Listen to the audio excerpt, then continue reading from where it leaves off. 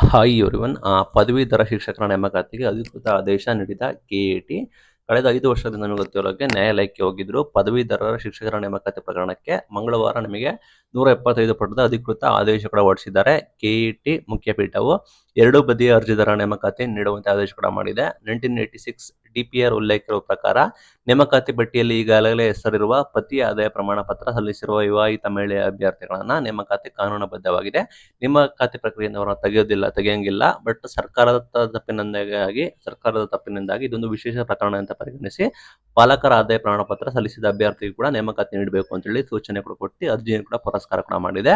ಹಾಗೂ 3 ತಿಂಗಳೊಳಗಡೆ ನೇಮಕಾತಿ ಪ್ರಕ್ರಿಯೆಯನ್ನು ಸರ್ಕಾರದ ನಿರ್ದೇಶನ ನೀಡಲಾಗಿದೆ ಅಂತ, ಸರ್ಕಾರದ ಒಳಗಾಗಿ ಪ್ರಕ್ರಿಯೆ ಕಂಪ್ಲೀಟ್ ಮಾಡಬೇಕು ಅಂತ ಕೂಡ ಹೇಳಿದ್ದಾರೆ. ಸರ್ಕಾರದ ತಪ್ಪಿನಿಂದ ಇದು ನೇಮಕಾತಿ ಪ್ರಕ್ರಿಯೆ ವಿಳಂಬ ಆಗಿತ್ತು.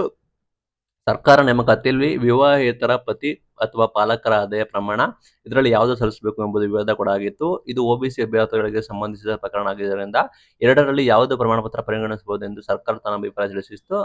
ಆದರೆ ಮಂಡಲ ಕಮಿಷನ್ ಸ್ವರೂಪವನ್ನು ಪ್ರತಿವಾದಿಗಳು ಪತಿ ಆದಾಯ ಪರವಾಗಿದ್ದ ವಕೀಲರ ನ್ಯಾಯಾಲಯ ಗಮನಕ್ಕೆ ತರಲು ಪ್ರಯತ್ನಿಸಿದರು.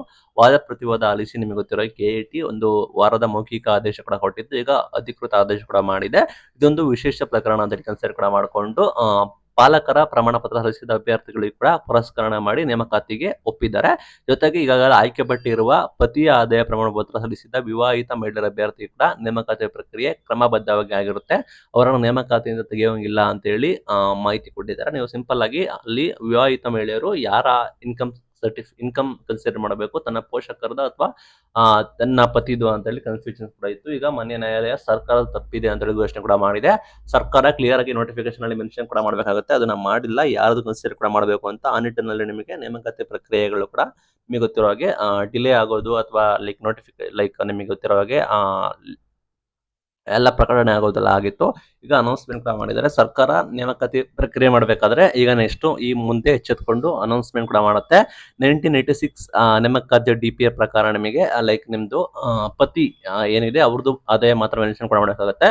ಬಟ್ ಕಳೆದ ಬಾರಿ ಏನಾಗಿತ್ತು ಅಂದ್ರೆ ಸ್ಪಷ್ಟವಾಗಿ ಅಲ್ಲಿ ಉಲ್ಲೇಖ ಆಗಿಲ್ಲ, ಸ್ಪಷ್ಟವಾಗಿ ಅವರು ಉಲ್ಲೇಖ ಮಾಡಿಲ್ಲ ಅನ್ನೋ ಒಂದೇ ಒಂದು ಕಾರಣಕ್ಕಾಗಿ ಈ ರೀತಿ ಆಗಿದೆ ಅಂತ ಹೇಳಿ ಇಲ್ಲಿ ಕೆಇಟಿ ಅಧಿಕೃತ ಆದೇಶ ಕೂಡ ನೀಡಿದೆ. Thank you.